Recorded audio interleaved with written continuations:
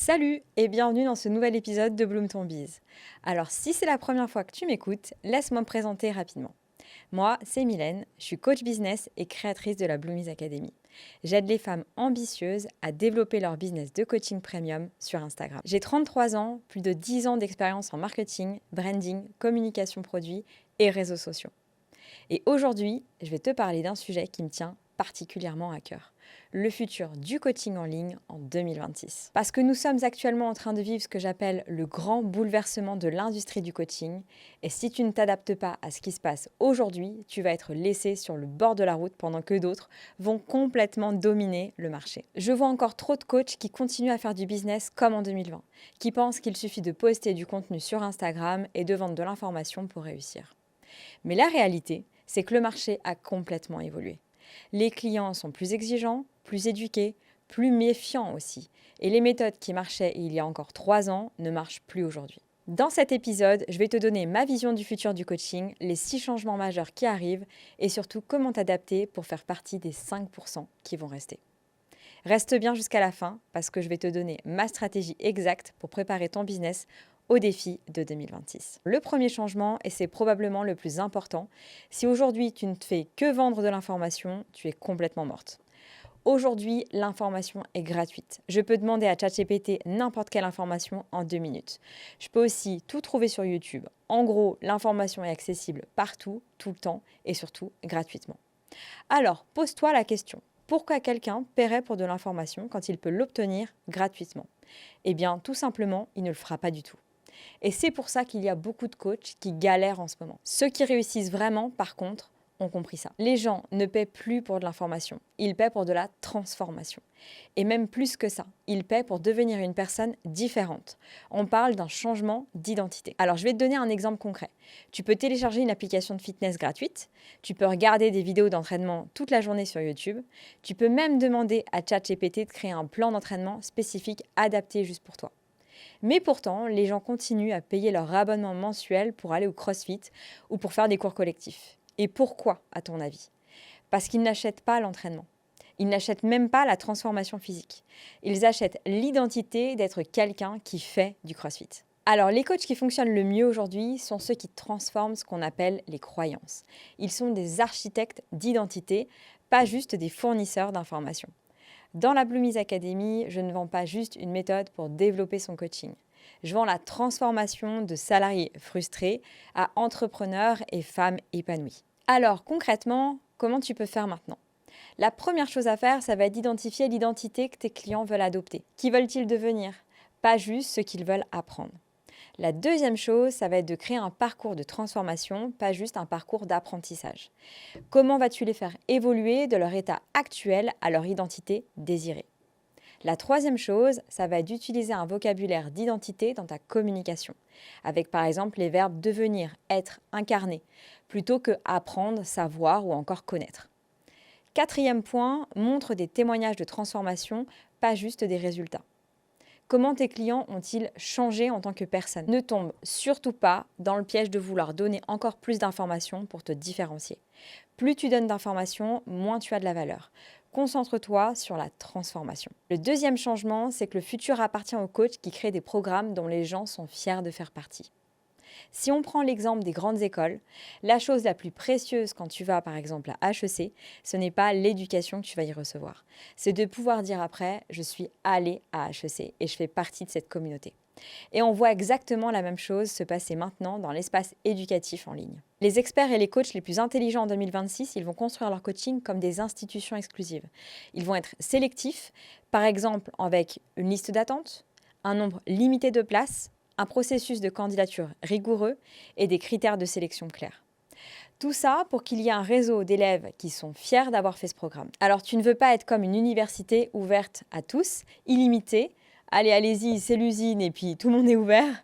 Tu veux penser statut, tu veux penser à la fierté d'avoir traversé ce programme. Alors maintenant, tu vas me dire comment je peux mettre en place tout ça. La première chose à faire, ça va être de limiter volontairement tes places. Même si tu pourras en prendre plus, c'est pas grave, ça va créer la rareté et du coup la demande. La deuxième chose, ça va être de créer un processus de sélection, notamment par exemple avec des candidatures. Les gens valorisent plus ce qu'ils ont du mal à obtenir. Le troisième point, mets en avant tes élèves et leur succès. Crée un réseau qui perdure au-delà du programme, comme par exemple un groupe WhatsApp. Maintenant, on va parler du troisième changement. On est passé des promesses infinies et des garanties à montrer des preuves clients.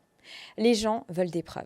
Est-ce qu'on peut honnêtement parler de à quel point les gens en ont marre, à quel point ils sont fatigués de voir toutes ces promesses, ces garanties sur les posts ou les publicités? Par exemple, je te fais gagner 10 clients de plus dans les prochains mois ou je te rembourse. Ou encore un autre exemple, je te garantis 10 cas par mois en 90 jours. Résultat garanti ou remboursé. Honnêtement, tout ça, ça devient ridicule. À cause de ça, le marché est complètement grillé et donc évidemment, les clients se méfient de plus en plus. Les gens veulent voir des preuves, ils veulent voir des résultats. Ils veulent comprendre l'histoire derrière le résultat. Évidemment, apporter des screenshots, c'est bien. Les témoignages clients vidéo, c'est encore mieux. Mais au-delà de ça, tu peux raconter l'histoire de qui était cette personne, ce client, ce qu'il a fait, comment il a atteint sa transformation, comment il a eu son résultat et où il en est aujourd'hui. Laisse la personne parler, ne coupe pas juste sur le résultat où elle dit oui, j'ai augmenté mon chiffre d'affaires. C'est parce que sinon, ça ne va pas être crédible. On veut vraiment avoir toute l'histoire. C'est ça que les gens veulent. Ils veulent vraiment se projeter à travers une personne qui a eu la transformation que le client souhaite avoir. Donc en fait, on est en train de rentrer dans un marché de transparence.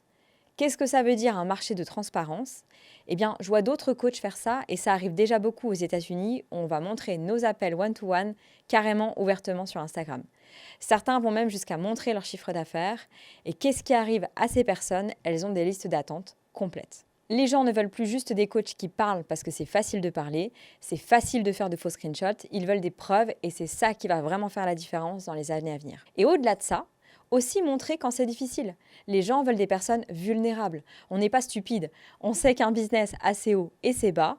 Montre-nous les moments où ça pique aussi vers le bas. On a envie de connaître aussi ce qui ne va pas chez toi et tous les apprentissages que tu peux en tirer. Ça va t'apporter encore plus de clients à long terme. Ça semble contre-intuitif au premier abord, mais c'est extrêmement efficace. Maintenant, on va parler du changement numéro 4.